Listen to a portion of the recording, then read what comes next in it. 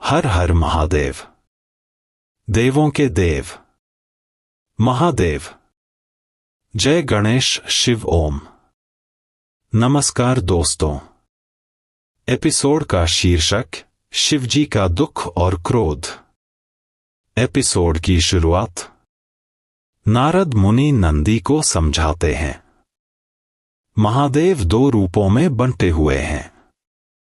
इस सृष्टि के संचालन के लिए उन्हें अपने सबसे प्रिय तत्व से अलग होना पड़ा। दृश्य बदलता है। श्मशान में शिवजी अग्नि के चिताओं के बीच बैठे हैं, अत्यंत उदास चेहरा। वातावरण शोकपूर्ण है। नंदी व्याकुल होकर पूछते हैं, देवर्षि, महादेव किससे अलग हुए थे? क्या वह देवी सती हैं? यदि ऐसा है तो महादेव स्वयं इसे शीघ्र ही जान लेंगे। क्या मेरे भोलेनाथ यूं ही अकेले रहेंगे? नारद कहते हैं, विष्णु चाहते हैं कि महादेव अब इस एकाकी जीवन को त्याग दें, और मैं इसके लिए हर संभव प्रयास करूंगा। नंदी उत्सुकता से पूछते हैं, पर यह कैसे होगा? नारद मुस्कुराते हुए कहते हैं, दक्ष के भवन में इस समय वसंत ऋतु की तैयारी चल रही है। यदि हम महादेव को भी इस वसंत का अनुभव करा सकें तो शेष सब अपने आप हो जाएगा। अब यह मेरा कर्तव्य है। नंदी प्रसन्न होकर कहते हैं, मैं देवी सती के स्वागत और सुख सुविधा की सारी व्यवस्था यहीं कैलाश पर करूंगा। उधर दक्ष भवन में अदिति, ख्याति, रोहिणी, सती और रेवती साथ बैठी हैं। वे चर्चा करती हैं कि रोहिणी तो हर समय चंद्रदेव के साथ रहती है, रेवती को तो शायद उनसे बात करने का भी अवसर नहीं मिलता। रोहिणी हंसकर कहती है, रेवती को इससे कोई आपत्ति नहीं। सभा में सती कहती है, चंद्रदेव के अभिषेक के लिए रोहिणी जानी चाहिए, क्योंकि वह सबसे बड़ी बहन है। पर रोहिणी तुरंत विरोध करती है, हमेशा बड़ी बहन ही क्यों?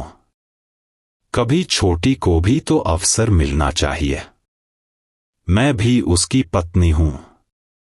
दक्ष हंसते हुए कहते हैं, रोहिणी की यह बचकानी बात है, रेवती तुम उसे क्षमा कर दो। रेवती सिर झुकाकर सहमति देती है, पर मन ही मन फिर उपेक्षित महसूस करती है। सती उसकी व्यथा को समझ लेती है। चंद्र और रोहिणी अभिषेक में सम्मिलित होते हैं। दक्ष घोषणा करते हैं, अब चंद्रदेव मेरी अनुपस्थिति में वसंतोत्सव की सारी व्यवस्था संभालेंगे। चंद्र कहते हैं, प्रजापति आप निश्चिंत रहें।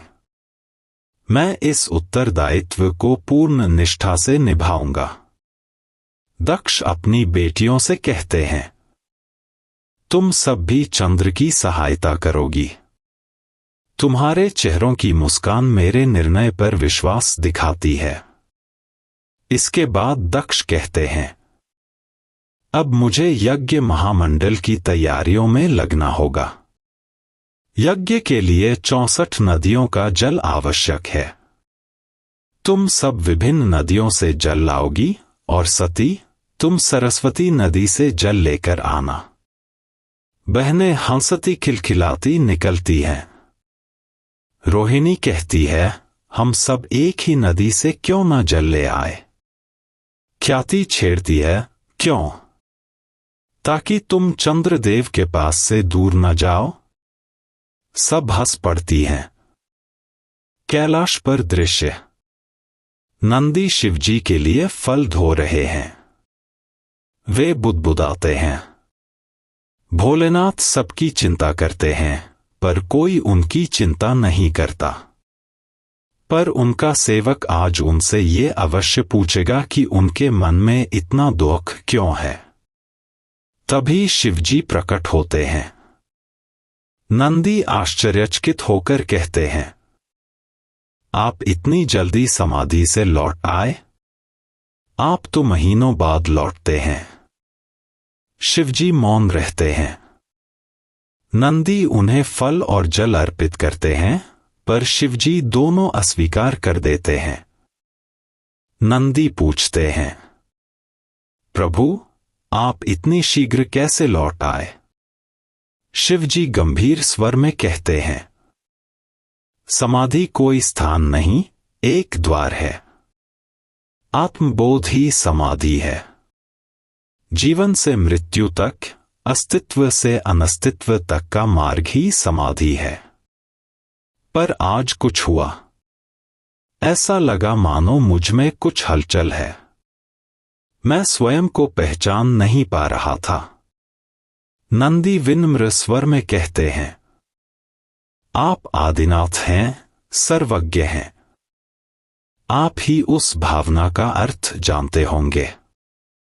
शिवजी कहते हैं, सर्वज्ञ और आदिनाथ ये नाम तुम जैसे लोग देते हो, पर सर्वज्ञ होना अहंकार का प्रतीक है। जहां अहंकार नहीं, वहां मैं सर्वज्ञ नहीं। मुझे कोई अभाव नहीं, मैं पूर्ण हूं।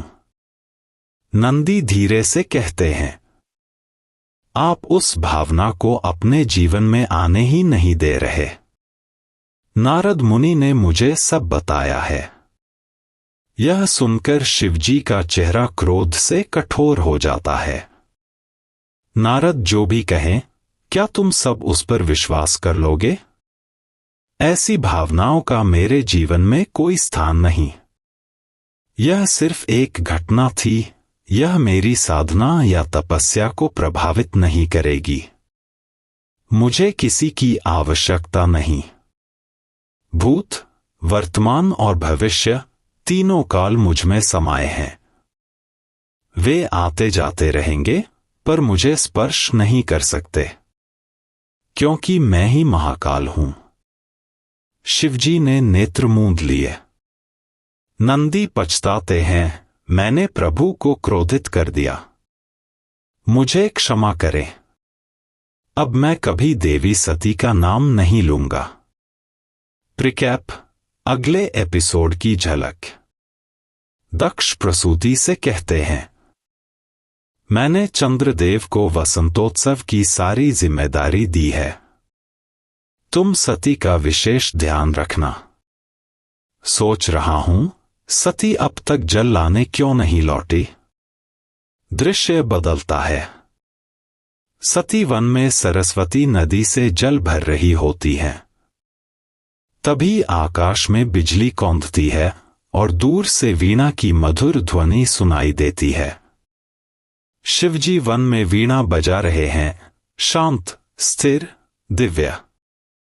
सती उस संगीत में खो जाती हैं, मंत्रमुग्ध होकर उसकी दिशा में बढ़ने लगती हैं। हर हर महादेव। जय भोलेनाथ।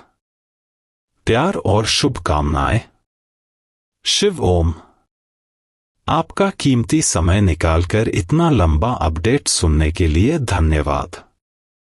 कृपया यदि कोई भाषा या व्याकरण त्रुटि हो तो क्षमा करें। आगे देखना न भूलें और हमारे चैनल को सब्सक्राइब करना ना भूलें और वीडियो को लाइक और शेयर करें। हर हर महादेव। नमः शिवाय।